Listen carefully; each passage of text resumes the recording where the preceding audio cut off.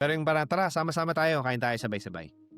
So kahit na if kung ako man yung magpe-prepare ng food or si Steffi magpe-prepare ng food, we wait for her to finish and she would sit down. And that makes that kind of ambience na Merry Christmas, guys, you know? Like, this is, we're together, family.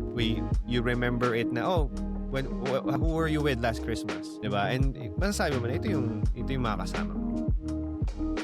So those are the things that I value and I think important. And what I bring into the table or to the tradition in Philippines is really yung church. Kasi parang for us, 24, 25 is one of the holiest days in a Christian life na I make sure, even if we're not in Berlin, kahit nasa Hanover, let's say, sa family ni Steph, kailangan namin magsimba.